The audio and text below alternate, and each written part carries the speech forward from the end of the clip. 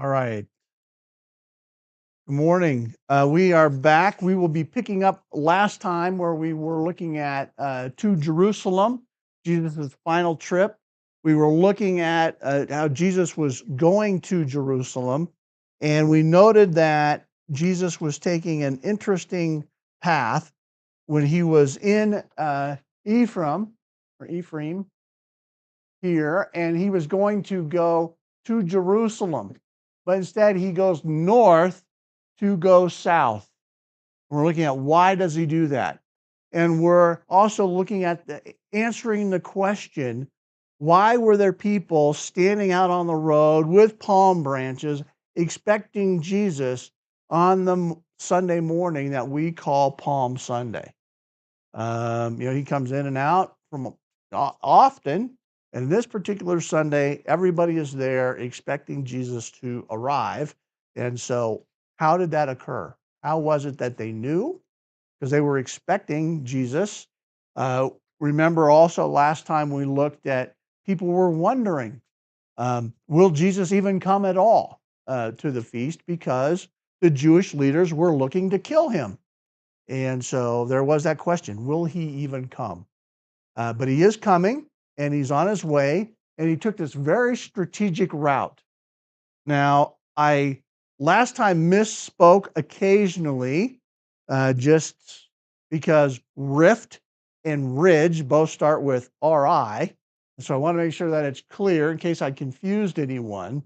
Um, the ridge route is the mountainous route through Samaria.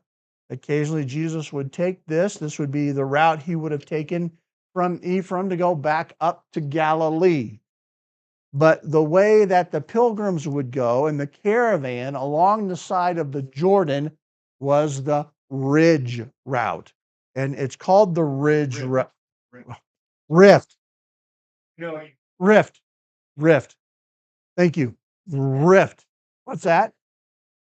Yeah, there's some of my neurons must not be crossed right. The rift route, yes, the rift. You guys got it apparently, even though I don't say it right, which is good. Yeah, it's in the rift, and it's because there is a rift. You can physically see it on the map, and I've showed you a 3D map before, and you go there. There's this gigantic rift in the earth, and so going along the rift route is the way Jesus is going with these caravans. And again, while he's doing that, it's very strategic because now he's going to be safe while he's with the people. They are not going to, the Jewish leaders can't come to him and capture him and take him away while he is with the people in the caravan going along the rift route. And so they're traveling together during this time. Jesus is also teaching them. He's doing miracles, healings, and so forth, and doing the things that Jesus would normally do during his, public ministry. About 60 miles, 60. Yep. Right. And so last time we talked about this trip, and we were in Perea, and then we were just outside of Jericho, and this was a good stopping point for us last time. And so picking up here, and I will look at, let me go to, let's go to Matthew first. We'll go to Matthew 19 or Matthew 20. Matthew 20, Matthew 20,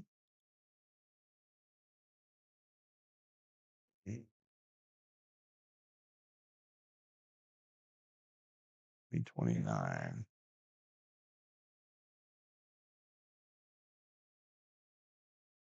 Okay. So we have a couple of things here. Jesus is in Jericho. And do I want to pick up? I want to pick up. We will go to Luke. When in doubt, we go to Luke. Here we go, Zacchaeus. So Jesus is going to enter in Jericho. And well, actually, before that, we're going to talk about Bartimaeus. So Jesus is approaching Jericho. And as he's approaching Jericho, a blind man was sitting by the road begging. Now, hearing a crowd going by, he began to inquire what this was. And they told him Jesus of Nazareth was passing by, and he called out, "Jesus, Son of David, have mercy on me." So this blind man, who we know to be Bartimaeus, recognized who Jesus was, called out to him, though he couldn't see him. And those who led the way were sternly telling him to be quiet. He kept crying out all the more, "Son of David, have mercy on me." Kyrie eleison, though I think here he's probably not using eleison, he's probably using the other form of mercy. Um, and Jesus stopped and commanded that he be brought to him. And when he came near, he questioned him, "What do you want me to do for you?" He goes, "I want to regain my sight." And so Jesus grants him that. Now we want to look at a couple of things here. So this says, as Jesus was approaching Jericho, and we will want to look at this also in Matthew and Mark. So in Matthew, we are looking at it in verse 20. It says, as they were leaving Jericho. And we look at Mark. It says, and when they came to Jericho, and as he was leaving Jericho, uh, him and his disciples and a large crowd, a blind beggar named Bartimaeus. That's how we know the name of the individual. So Matthew, I think, has two men here. Yep. Two blind men sitting by the road, hearing that Jesus was passing by, cried out. So we have two things. Luke has them entering Jericho. Matthew and Mark having leaving Jericho when this happens. And then we have a difference of how many blind men were there. So how do we reconcile that? First, let's talk about the number of blind men. There would have been two blind men. This is the easiest way to reconcile this. And Bartimaeus is the one that Luke mentions because he becomes apparently somewhat prominent in the church. People know who he was. And so Luke just mentions him. The other guy, we don't know who he was, what happened afterwards, but Bartimaeus was, in some ways, as history tells us, involved with the church. And so he's known. And so we have Bartimaeus here, and that's how come there's two blind men, but only one mentioned in Mark and Luke. But what about the entering Jericho and the leaving Jericho? Now, some of you if you've been to Jericho on trips to Israel, you may have heard how this is laid out. But the reality is there are two Jerichos. And let me see if I'm going to show you a picture here. You know what? We'll get to it in a minute. That's not the picture. Oh, let me see. I'm going to continue here. Here we go. So this is the Jericho right by the base of the mountains. So that would be like New Jericho. And then we have the Jordan. And then right by the Jordan is not by the Jordan, but across. I can't really tell in this picture very well where's old and new. But the reality is, the reason it's there is there's two Jerichos. Kind of an old Jericho, where the people were and the houses and stuff. Then there's kind of like the city, like kind of government Jericho that they built up closer to the hill. And so there's effectively two Jerichos. So as Jesus is going down the road, and you can still see how that was laid out if you go there, basically were the ruins of Joshua's Jericho as part of old Jericho after it was rebuilt. Jesus is leaving old Jericho on his way up to New Jericho. And in between there, that short distance between the two towns, is where this interaction between the blind men occurred.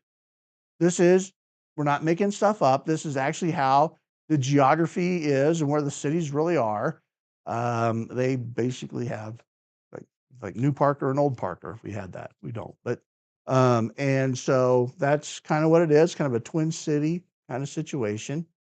And so Jesus left one and was approaching the other, and that's where this encounter occurred. Right? Have I confused everybody, or does that make sense? Go ahead. Yeah.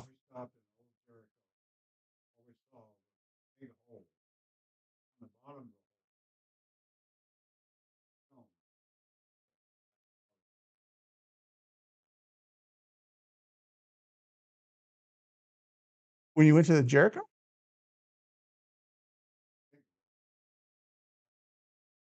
so was that in 1840 or? Okay, I just checking. I mean, if you go there now, you can see where they've excavated all the walls or many of the walls. There's quite a bit of ruins that have been dug out. Well, they may not have taken you there too. I mean, 2000?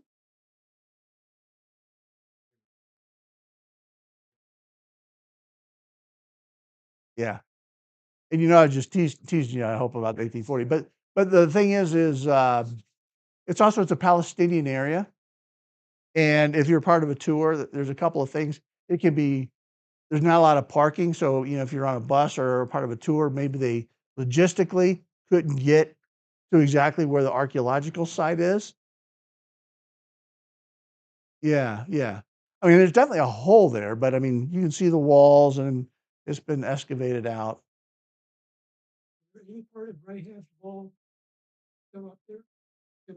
Interesting, because people have said and reported, archaeologically that they have found it or knew where it was. But I know an archaeologist who's looked for it and couldn't find it. I've looked for it, couldn't find it. Not that I know what I was looking for, but I walked around and, didn't see it. But I know it's been reported to have been seen before. And, the other thing is it could have subsequently fallen down too, or, they could have knocked it down during excavation, because sometimes they excavate, they gotta take something down to dig something else up. It didn't have the red cord. Yeah, yeah. There was no red cord. Yep. Okay, so we talked about the harmonization issue as we're hearing in there. And now we're gonna talk about Zacchaeus. He also engages Zacchaeus in look at Luke here. The wee little man. He entered Jericho, was passing through, and there was a man by the yeah, and actually here you see we can see both here. He's approaching. Oh, yeah, he's approaching, and then he entered. Okay, so either way, it doesn't help us. Okay, so he entered Jericho and was passing through, and there was a man called by the name Zacchaeus. He was a chief tax collector, and he was very rich. Remember, I talked a little bit about how this worked. I think with Matthew. So the chief tax collector is the one who basically bought the franchise from Caesar. So he's on the hook to deliver the amount of money that whatever his region or territory is worth, whether he collects anything or not. So basically, uh, Tiberius doesn't have to care about how much money is coming from this area of Israel, because that's Zacchaeus's territory. And if he doesn't collect it, I'm just taking it from Zacchaeus. So he had a lot of money, but also enabled him to collect taxes. And he would hire then tax collectors like Matthew to go and actually collect the taxes. And then he would use that and pay Tiberius and keep what he over, what he collected that he didn't owe back. So that's how the system worked. So he is a very rich person, and when Jesus talks about it's harder for a rich man to go through or easier for them to go through an eye of a needle than it is to get to heaven, you know, that's true, but there are exceptions, and Zacchaeus is one of them. because he's definitely faithful and converted here. So he's trying to see who Jesus was, but he can't because of the crowd, for he was small in stature. Um, so he ran on ahead. So he had Napoleon syndrome before Napoleon. And he ran on ahead and climbed up in a sycamore tree in order to see him, for he was about to pass through that way. And when Jesus came to the place, he looked up and said to him, Zacchaeus, hurry and come down, for today I must stay at your house. And he hurried and came down and received him gladly. And when they saw it, they all began to grumble, saying, He is gone to be the guest of a man who is a sinner. Wow. I mean, pretty kind of uppity, I guess. I mean, we're like self-righteous for sure. So Zacchaeus stopped and said to the Lord, Behold, Lord, half of my possessions I will give to the poor. And if I defrauded anyone of anything, I will give back 4 times as much. So he's like, hey, I want to make it right. This is repentance. This is repentance. And Jesus said, today salvation has come to this house. Zacchaeus is saved. We get to heaven, we're going to be able to see Zacchaeus. I wonder if his house will be a lot smaller in glory. You know what I'm saying? Um, he's a son of Abraham, for the Son of Man has come to seek and to save that which was lost. So Zacchaeus is saved. And then, let me see, is there anything else I want to talk about here? I talked about the taxation. And again, it is shocking to the crowds for Jesus to stay with him. So again, this case where Jesus isn't too worried about public opinion and politics and all of that. He had a message of salvation, and he had a meeting with Zacchaeus, and Zacchaeus made the best use of it. So where we are is we're gonna work on departing Jericho, and so it is about um, you see Thursday afternoon before the triumphal entry. So Jesus says he's going to stay in that night with Zacchaeus. And so that night he stayed with Zacchaeus. And then he is going to, the next morning, they're all going to get up and then they'll make their way to Jerusalem on Friday. So the caravans and all the people there would have been camping near Jericho. Jesus was in Zacchaeus' house that night. I presumably maybe some of the 12 went with Jesus, but for sure the caravans now, these pilgrims, are going to be outside Jericho, which they probably camped here many times. They all kind of probably have areas and spots where they kind of go, and so that's where they're at. And they're going to be doing this. And one of the things to note where they're at is in the morning they're going to head out. They're going to go up the ascent of Adamim, and we're going to look at that. Now, while they were in the rift, I said correctly, they were 1,300 feet below sea level. So, yeah, it's down there. Now, they're going to climb in about 17 miles to Jerusalem, 4,000 feet. So Jericho is up a little bit. It's at like negative 850. But they still have a climb, and they got about 15 more miles to go. So from the Jordan to Jerusalem's at 17. They got another 15 miles to go. It's going to take them a good 8 hours, possibly more, to get there. And on the way to from between Jericho and Jerusalem, notice what Luke says in 19:11. So they're going to head out. And while they were listening to these things, Jesus went on to tell a parable, because he was near Jerusalem, and they supposed that the kingdom of God was going to appear immediately. So the 12 who are with Jesus, perhaps some of the people in the crowds, they're thinking that when Jesus gets to Jerusalem, he's just going to, boom, set up the kingdom. So that's their expectation. And that also kind of plays into that general sentiment of, what's going on and why people are showing up on Sunday morning. All right, so they are on their way.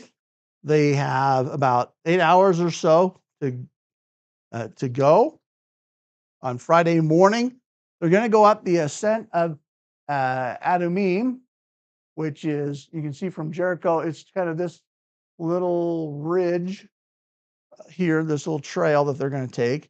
And then they're going to follow this ridge along the wadi, and it's going to take them to Jerusalem. Now, doesn't that look like a very inviting trip?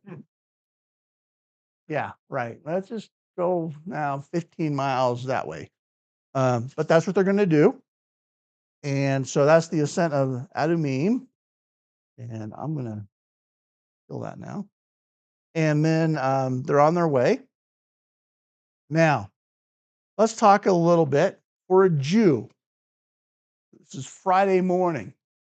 What is important for them about traveling on a Friday? Friday night. What happens Friday night? Sabbath starts. So they got to get to where they're going by Friday night. So they get up in the morning, they get on, they get to it. And so they're on their way. Now, one thing a little bit about traveling on Friday is once the Sabbath starts, they can go a Sabbath day walk. And a Sabbath day walk is about a mile. And Jesus is going to go, and we'll see this, to Bethany. Let's see. So they got to be where they're going before sundown, because that's when the Sabbath starts. So and at that point, they become constrained to traveling no further than a Sabbath day walk. So they want to make it to Jerusalem before sundown, before the Sabbath starts. And again, that's about a 1 mile away. And we're going to note too that Jerusalem or Bethany, where Jesus is going to end up, is like 2 miles away from Jerusalem. So it's just a little further than a 1 day's walk. And so we know that Jesus arrived in Bethany on Friday, and we'll talk about that. So let's see, where do I want to go next? When he went to, okay, let's go here. Actually,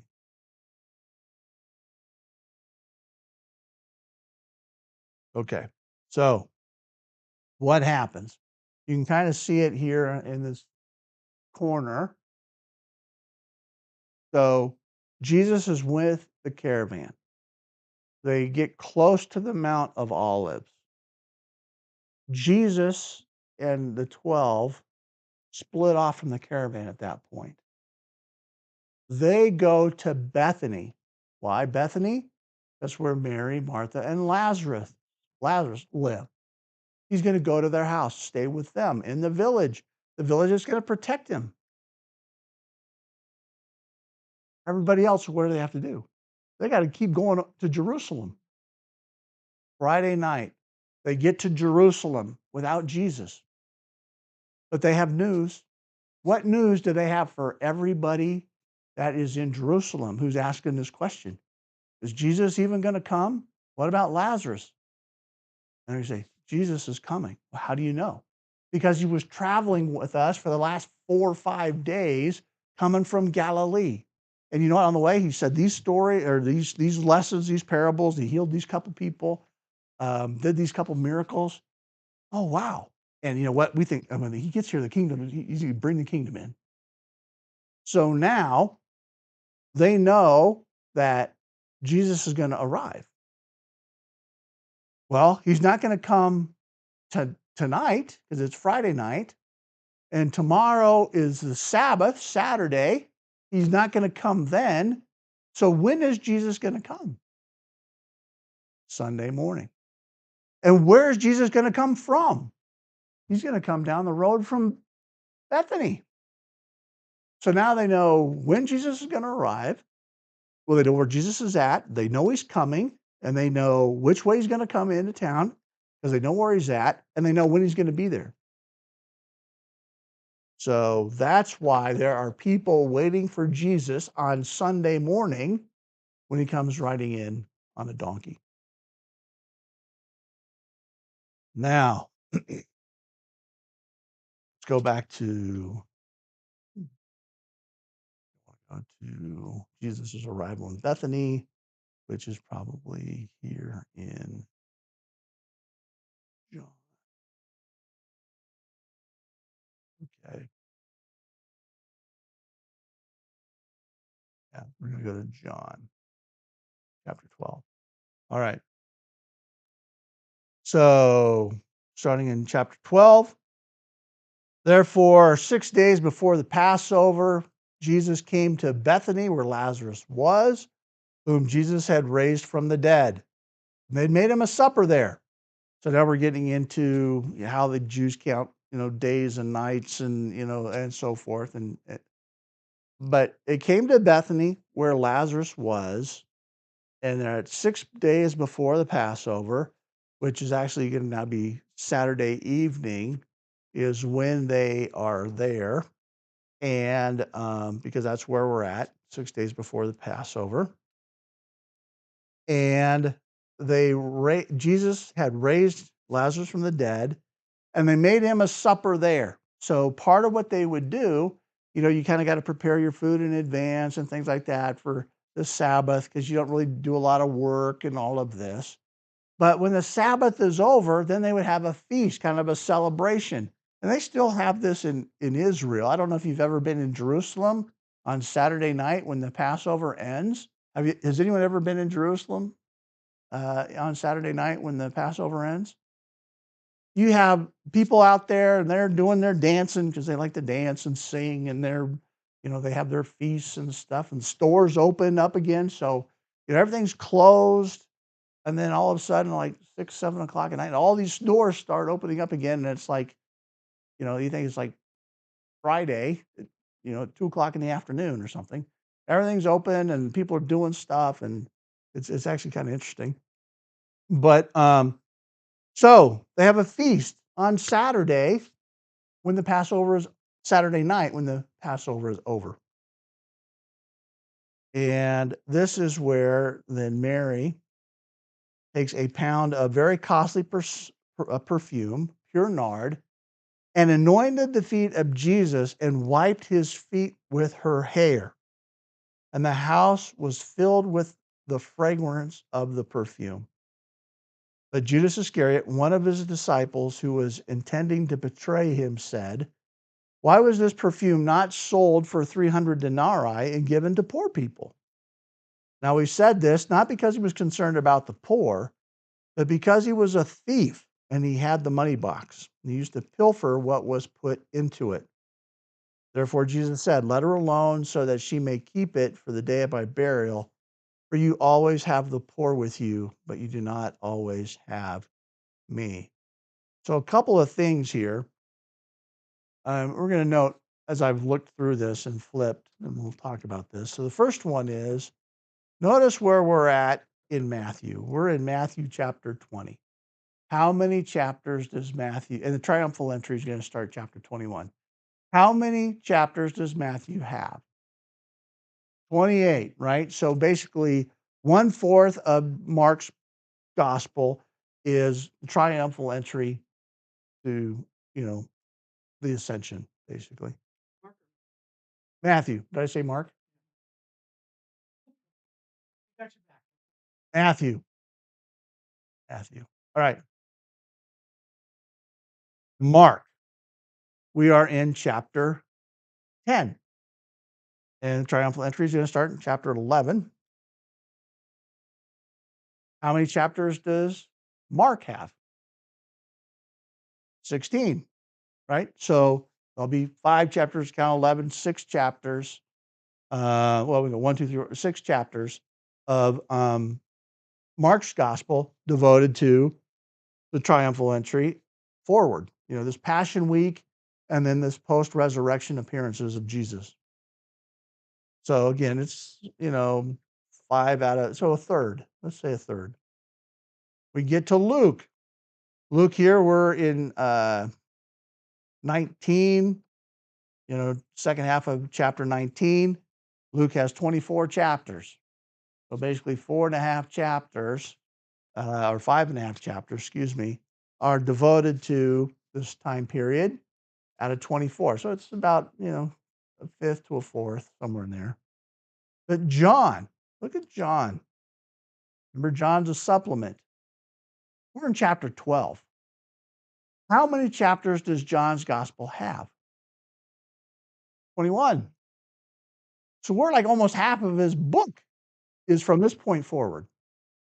We had whole long periods of time where John doesn't say very much, or he just has one little detail. It was Matthew and Mark and Luke who have been carrying the story, or the account of Jesus' life. But now there is so much that goes on here that the Holy Spirit moved John to record because it was so important to do so, so that we know and so we can put things together.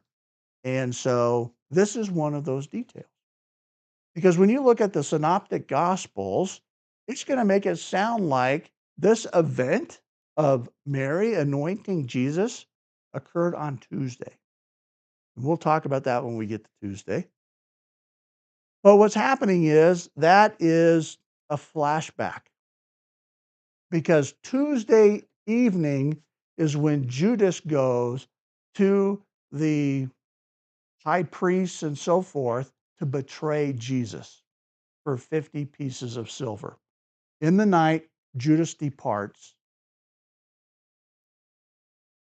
What did I say? I'm having a mental problem today. Are you getting scared? My wife's getting afraid. All right, I'm sorry. 30 pieces of silver. Why did I say? It's not good. I got an exam tomorrow. All right. What's that? I up the price. Yeah, right. Yeah. All right. 30 pieces of silver. All right. My wife's sitting over here making faces at me like, no, it's good because sometimes all the dots don't connect like they're supposed to still. All right. So 30 pieces of silver. And that's going to be Tuesday night that Judas is going to do that. But they're going to make it sound like in the other Gospels that this event happened Tuesday because they're talking about this happened, Judas is upset, and he runs off. But there's a delay there. But Mary actually anointed him Saturday night, and Judas was upset. And now Judas is looking for an opportunity to go and do that, which will happen on Tuesday night. He'll have that opportunity. So, look what else. A large crowd, verse 9, of the Jews had come to this dinner. And when they learned that he was there, they came. So they heard, hey, Jesus is there. They're not constrained now that the Sabbath is over to this, Sabbath day walk. So they're like, hey, right, let's just go to Bethany. So some of them went there. And they came not only for Jesus' sake, but also so they could see Lazarus. Hey, we'll see Lazarus too. Great. Let's just go to Bethany and we'll see these people. And whom he raised from the dead. And so they do that. And we get this little side note. The chief priest planned to put Lazarus to death also, because on account of him, many of the Jews were going away and were believing in Jesus. So, you know what? We can't just kill Jesus. We got to take care of Lazarus too. All right. So that's Saturday night. So now we get to on the next day. The large crowd who had come to the feast, when they had heard that Jesus was coming to Jerusalem, took the branches of the palm trees and went out to meet him and began to shout, Hosanna, blessed is he who comes in the name of the Lord, even the King of Israel. Remember when Jesus was in Perea and the scribes and the Pharisees had come out trying to lure him away, saying, "You got to leave here. Go back to Judea because Herod's trying to get you." Jesus knew their ploy. But he said, "You will not see me again until you say, 'Blessed is he who comes in the name of the Lord.'" That's what happens when Jesus comes into Jerusalem on Sunday morning of the triumphal entry. They're singing that. They're saying that. And so Jesus, finding a young donkey, sat on it, as is written, "Fear not, daughter of Zion, behold, your king is coming, seated on a donkey's colt." These things his disciples did not understand at first, but when Jesus was glorified, they remembered that these things were written of him and that he had done these things. All right. So let's go and go to Matthew, and also I'll go to, as they approached Jerusalem, they came to Phage, and that's again on the map.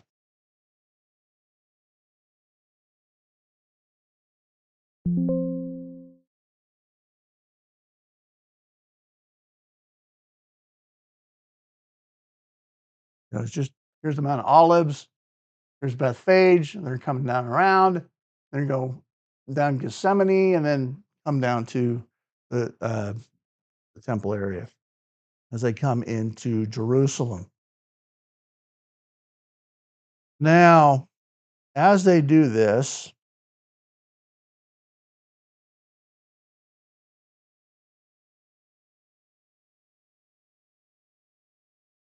we're looking at it, Jesus is going to be doing the triumphal entry. He's getting the donkey and so forth. And again, people know that. They're there. They're waiting for him because they know he's coming on Sunday morning. Talked about the feast on Saturday. And we want to talk a little bit here about the prophetic background.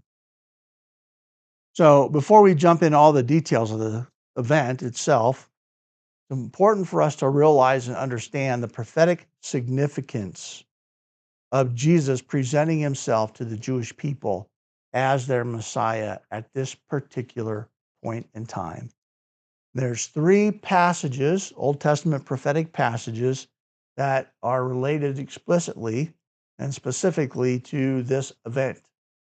The first one is in Zechariah chapter 9. That tells us how this is going to happen.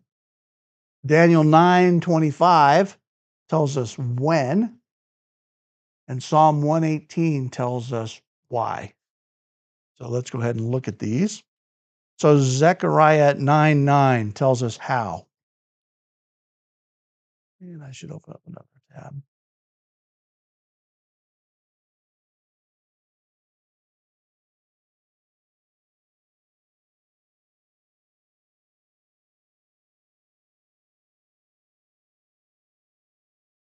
All right. So how is Jesus coming?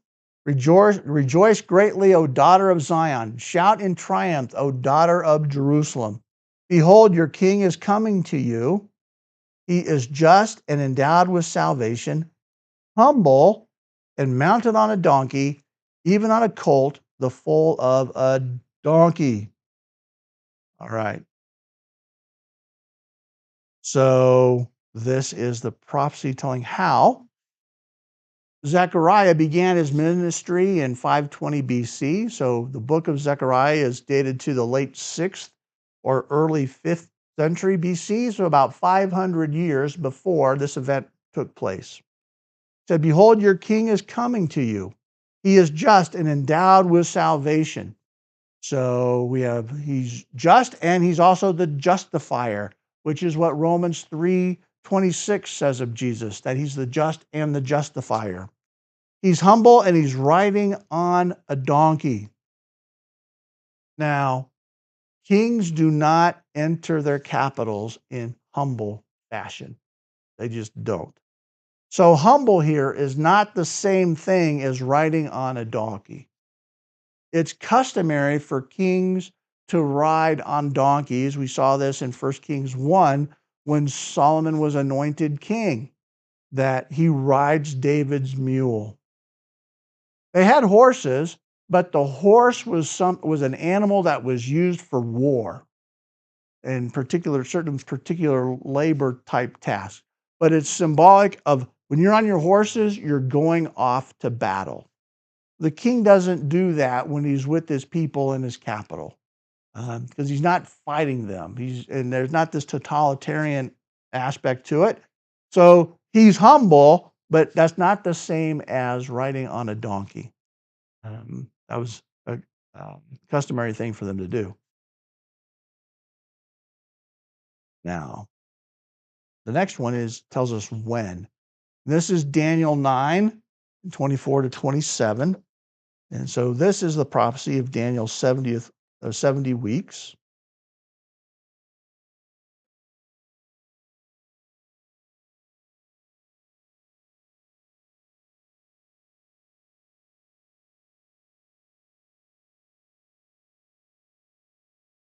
So, verse 25, so you are to know and discern that from the issuing of a decree to restore and rebuild Jerusalem until Messiah the Prince, there will be 7 weeks and 62 weeks. So that's 69 of the weeks. It will be built again with plaza and moat, even in times of distress. Then after the 62 weeks, the Messiah will be cut off and have nothing. After the 62 weeks is when the crucifixion would happen. So that's after the 62 weeks.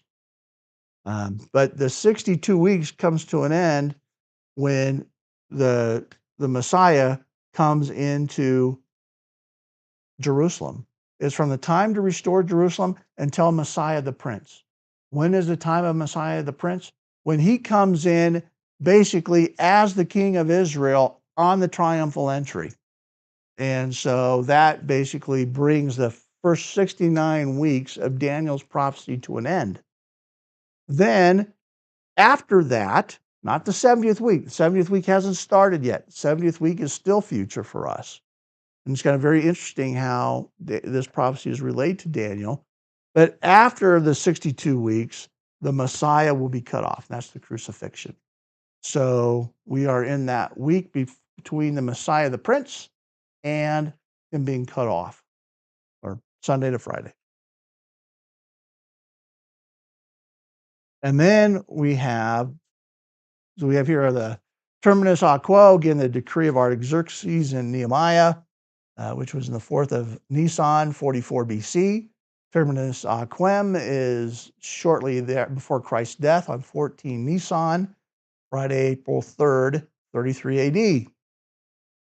Now, I got on this next slide a chart put together by Dr. Bookman that summarizes really the work from Harold Honer's book, which we'll talk about in a minute. And so, look, the day of the triumphal entry is of unstatable importance. And so I'm going to show you that. Luke 19 and 42. 42. All right. As he approached Jerusalem, so this is Jesus coming in on the donkey, he saw the city and he wept over it, saying, if you had known in this day, even you, the things which make for peace. If Israel would understand, they could be saved, they could have the new covenant brought in, and they would experience it, everything that they want to happen, the freedom from Rome, all of that. But now they have been hidden from your eyes, they're being taken away. For the days will come upon you when your enemies will throw up a barricade against you, surround you and hem you in on every side. They will level you to the ground and your children within you, and they will not leave in you one stone upon another. Why? Because you did not recognize the time of your visitation. So there's a lot of people that are showing up to see Jesus. But the leaders, they're looking to kill Jesus and Lazarus. So there's still this rejection. And there is still this somewhat superficialness to the faith of the people of Israel. Because This is Sunday. What happens on Friday? They're going to yell, crucify him, crucify him, crucify him. And so, how do we go from Sunday to Friday? One of Bookman's favorite questions. Given Sunday, how do we get to Friday? And the answer is Monday and Tuesday when Jesus is teaching in the temple. All right. So,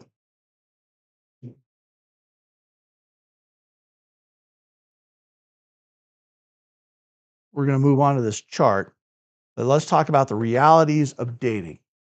I think there was a question last week about, people were expecting this time, but they didn't have calendars like we did, right? They didn't have this nice Julian calendar that was consistent that we've used for the last several hundred years, and the Gregorian calendar that we used before that for other multiple centuries, right? It's all the first year of this king and that king, or the start of the kingdom till now, and lining all those dates up is a challenge.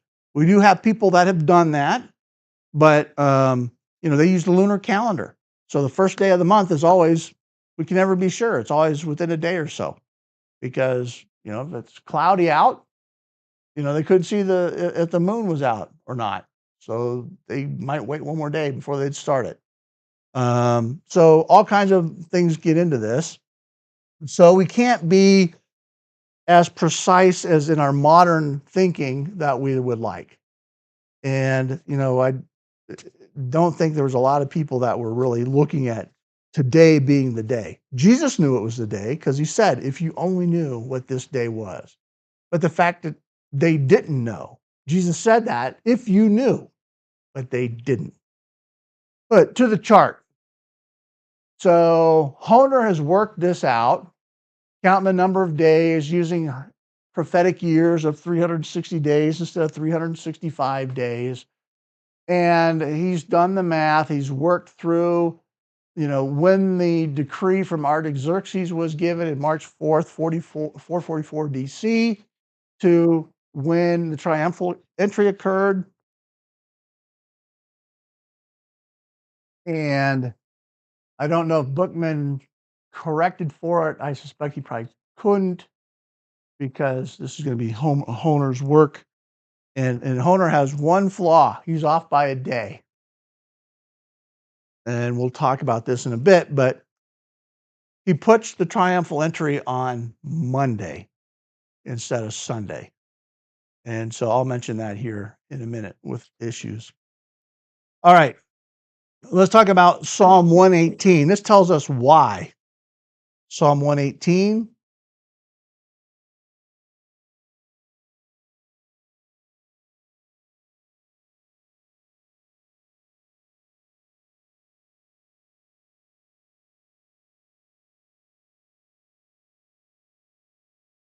All right. Verse 24. This is the day which the Lord has made. Let us rejoice and be glad in it. O Lord, do save, we beseech you. O Lord, we beseech you, do send prosperity. Blessed is the one who comes in the name of the Lord. We have blessed you from the house of the Lord. So why? Because they're rejoicing and being glad in the day that the Lord has made.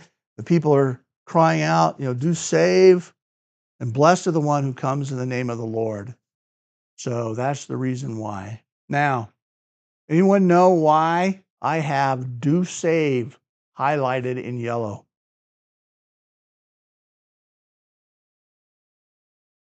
That is the word Hosanna. So Hosanna.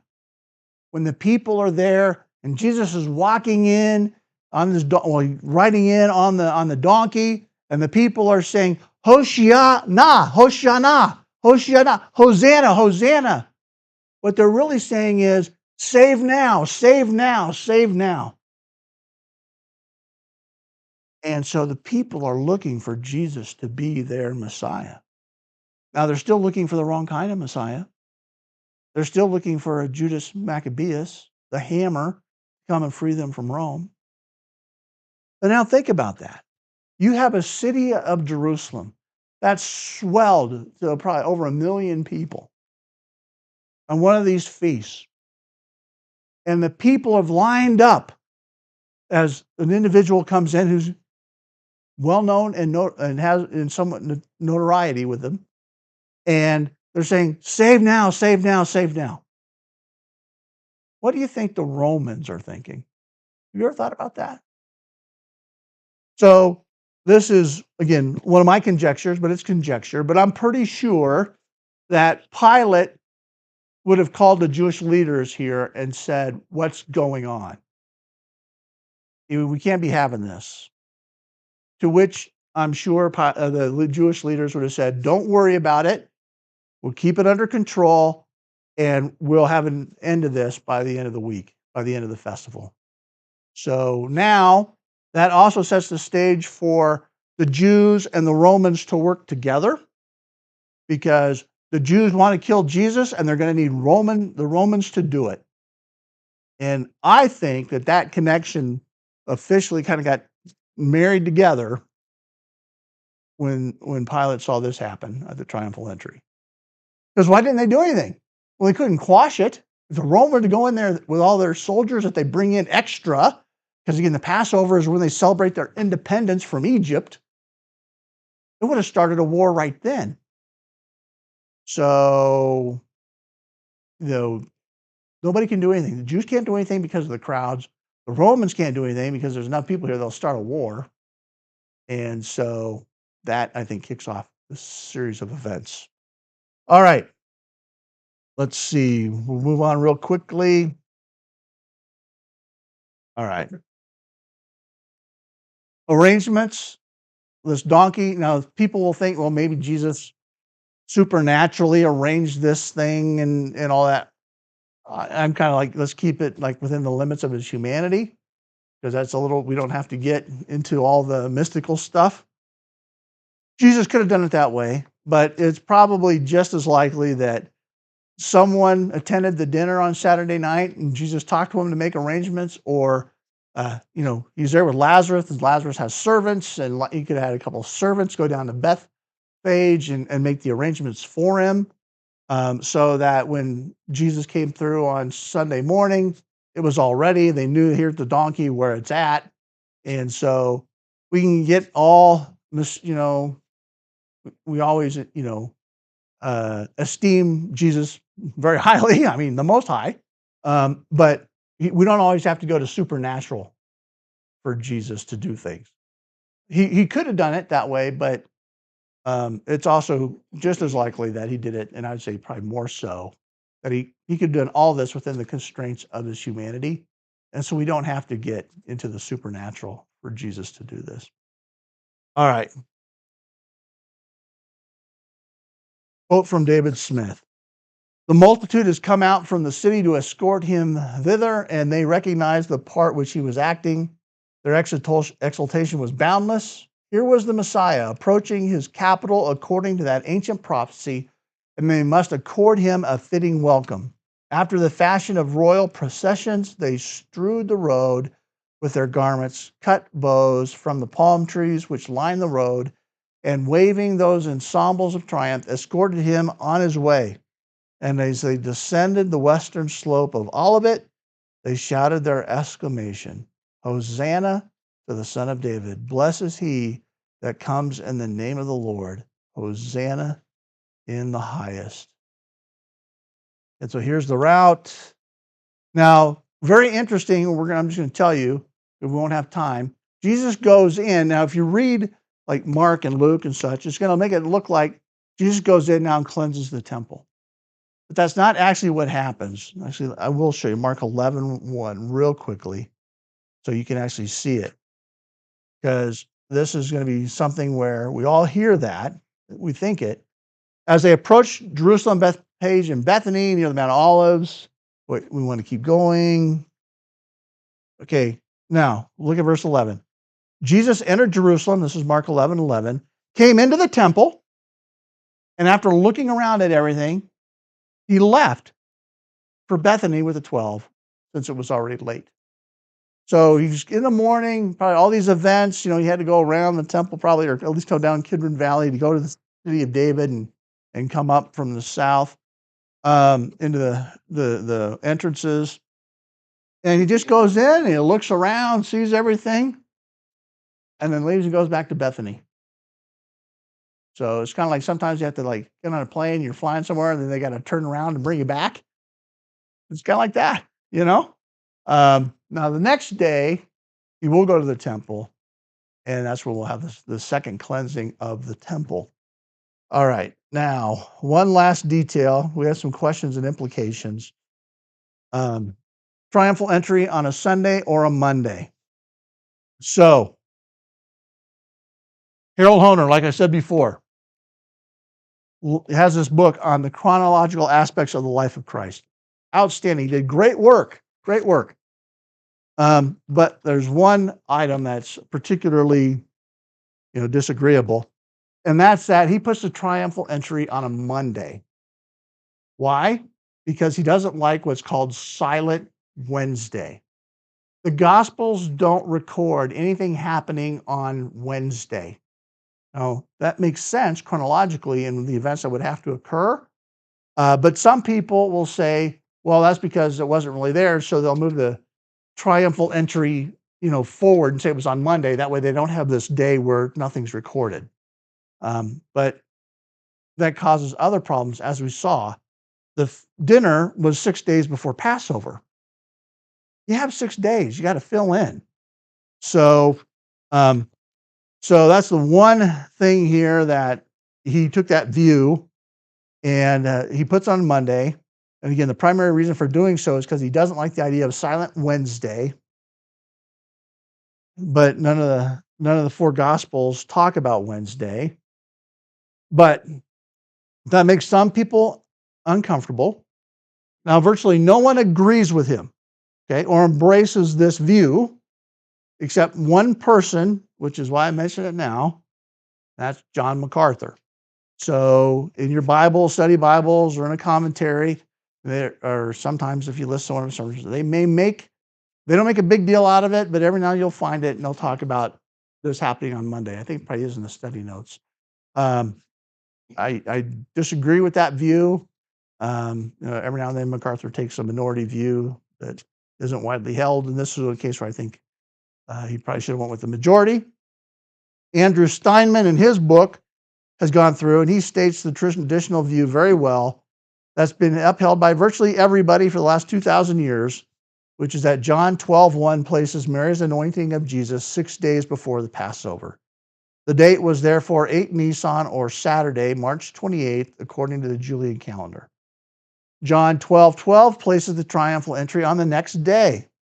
Therefore, Jesus entered Jerusalem on 9 Nisan, or Sunday, March 29th. Again, using Julian dates.